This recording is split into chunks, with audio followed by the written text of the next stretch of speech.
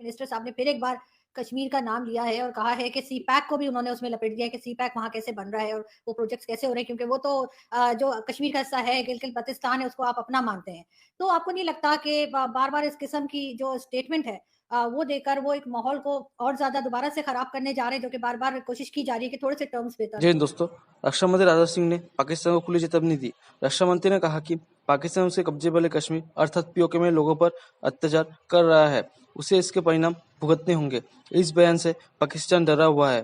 PoK को लेकर रक्षा मंत्री से लेकर सेना के बड़े अधिकारी तक इस मामले पर खुलकर बोल रहे हैं। उन्होंने पाकिस्तान को फटकार लगाते हुए कहा, पाकिस्तान मानव अधिकारों के नाम पर घड़ियाली आंसू बहाता है। पहले तो उन्होंने पीओके को लेकर कहा था गिलगित बल्तिस्तान को, और उसी के कुछ दिनों बाद नेक्स्ट वीक में ही एक रिएक्शन था, वो उनका स्टेटमेंट नहीं था, जहाँ पर वो एक पॉलिटिकल रैली एड्रेस कर रहे थे। फॉरगेट अबाउट कि अभी क्या बोला गया, तभी क्या बोला गया, कहाँ बोला गया, कब बोला गया, क्यों बोला गया।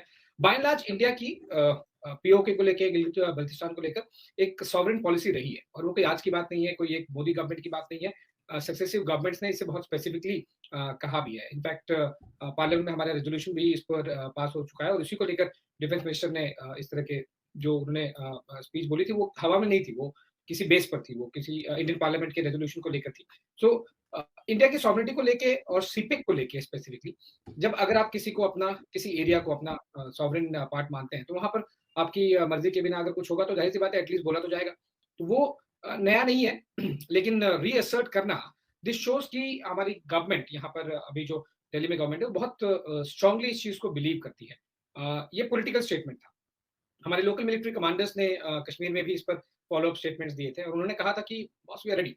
और it's not just about this operation, है ना, आप किसी भी ऑपरेशन, चाहे वो बालाकोट हो, सर्जिकल स्ट्राइक हो, या फिर कोई इससे पहले की कभी ऑपरेशन हो, या फिर आगे में कभी ऑपरेशन हो, तो army is basically gonna act when the government says to do so. So military statement at which I consider at the in terms of executing, वो एक मिड लेवल पे स्टेटमेंट आता है, और पॉलिटिकल स्टेटमेंट, दोनों बहुत इन सिंक हैं। So government बहुत क्लियर है कि इस चीज को लेकर प्रैक्टिकली कब हो पाएगा, कितना हो पाएगा, ये तो ऑब्वियसली ये फ्यूचर ही बताएगा। और किस जरूरी नहीं कि मिलिट्री वाला ही तरीका हो, नॉन मिलिट्री तरीके भी हो सकते हैं, या कॉम्बिनेशन हो सकता है मिलिट्री प्लस डिप्लोमेटिक और विच वे। सो वो फ्यूचर बताएगा, लेकिन गवर्नमेंट की क्लैरिटी हमेशा से रही है। तो I don't see it is a new statement, but reassertion को लेकर आप जरूर ये समझ सकते हैं कि yes, the clarity both in the political establishment और मिलिट्री में भी। लेकिन अगर यही बात मैं अज़ीम आपसे पूछूँ तो आपको लगता है कि वाक़ई में कुछ हो पाएगा, या पहले ख़ैर मिलिट्री वाले ऑप्शन पे तो कई बार पहले भी जा चुका है हिंदुस्तान-पाकिस्तान, कोई ख़ास रिज़ल्ट नहीं निकला। लेकिन क्या वाक़ई आपको लगता है कि पाकिस्तान या इंडिया की पब्लिक इसमें इंटरेस्टेड है कि कश्मीर का इश्यू जो है उसको सॉल्व किया जाए? क्योंकि यहाँ पर अपने इतने प्रॉब्लम्स हैं दोनों कंट्रीज़ के लोगों के, कि क्या वो वाक़ई कश्मीर की तरफ देख रहे हैं, या आपको लगता है कि सिर्फ़ एक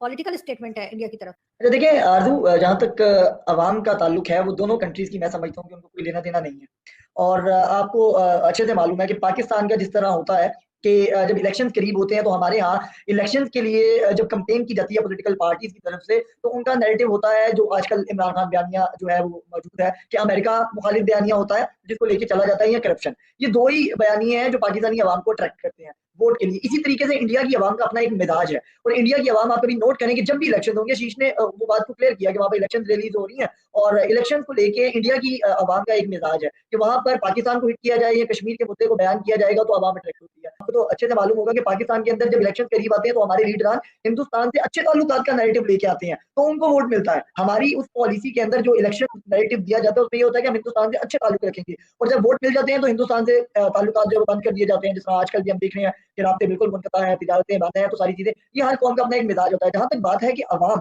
देखिए अवाम दोनों तरह की अवाम को कोई लेना-देना नहीं है। असल इसके अंदर जो पिस रहे हैं वो कश्मीरी हैं। वो चाहे हिंदुस्तान में रहने वाले, जो हिंदुस्तान के पास कश्मीर है, उधर रहते कश्मीरी हों, या पाकिस्तान में रहने वाले हों, मैं दोनों की बात करूँगा। वो दोनों ये चाहते हैं कि हमें अलहदा स्टेट दी जाए, हमें हक़-ए-खुदरादियत दिया जाए, हम डिसाइड करें कि हमने कहाँ जाना है या हमने आज़ाद रहना है। जी, आशीष क्या कहेंगे आप? वाक़ई में सिर्फ़ एक पॉलिटिकल स्टंट है, उससे ज़्यादा कुछ नहीं? यू नो, अगर आप जीएसडीपी देखेंगे, जो रेट ऑफ ग्रोथ है फाइनेंशियली, वो बहुत स्पीड से अभी बढ़ा है कश्मीर में। Just to give you know rough number, it has gone up to 1.76 trillion rupees, you know. और ये बहुत ही रिमार्केबल है जब आप पहले के कश्मीर से कंपेयर करेंगे तब। दो और बातें क्विकली कहना चाहूंगा in response to what Azeem said, कि आपने वहां पर आजाद कश्मीर रखा हुआ है और यहाँ पे इंक्लूड कर लिया गया है। आप मुझे सिंपली बताइए कि India is the fastest growing major economy in the world, right? India is the fifth largest economy in the world. अगर हम कश्मीर को इंक्लूड न करें, तब फिर कश्मीरियों के साथ जाती होगी कि जब पूरा देश बढ़ रहा है तो उसका एक हिस्सा पीछे क्यों रहे, अलग क्यों रहे? कश्मीरियों को भी तो, अगर एक महाराष्ट्रियन को, एक दिल्ली वाले को, एक राजस्थानी को, एक गुजराती को, एक कर्नाटक वाले को, अगर एक तमिल को, ये सब ग्रोथ का हिस्सा है, तो आप बल्कि चाह रहे हो कि कश्मीर वालों को अलग कर दो, उनको पीछे छोड़ दो। क्यों छोड़ दें? अगर कोई देश वर्ल्ड का फिफ्थ लार्जेस्ट इकोनॉमी है, फास्टेस्ट ग्रोइंग इकोनॉमी है, 370 अगर उसके आड़े में आ रहा है, वहां पर भी इकोनॉमिक प्रॉस्पेरिटी आने दीजिए, वहां पर भी महिलाओं को वही सेम राइट्स मिलने दीजिए जो पूरे इंडिया में।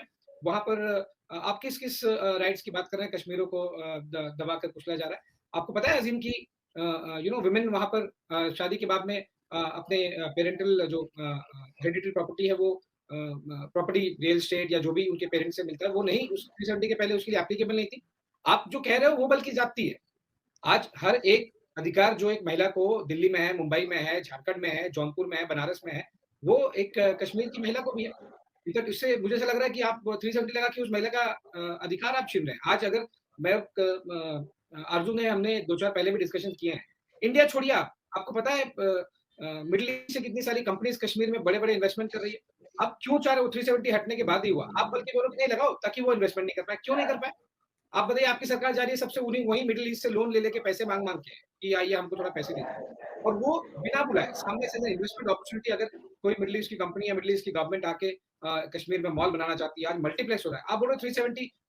When was the last time multiplex चला भी था, थिएटर? मुझे नहीं पता पाकिस्तान में उसका कितना क्रेज है, कितना उसको लेकर जनरल पार्ट ऑफ सोसाइटी है।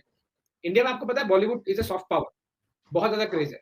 क्यों नहीं आज तक अभी कुछ एक महीने ही टाइप हुए हैं, अभी पहला मल्टीप्लेक्स शुरू हुआ।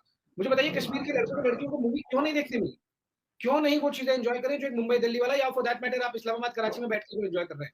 बल्कि 370 की वजह से बहुत सारी चीजें अटकी हुई थी। What needs to be stopped is the terrorism.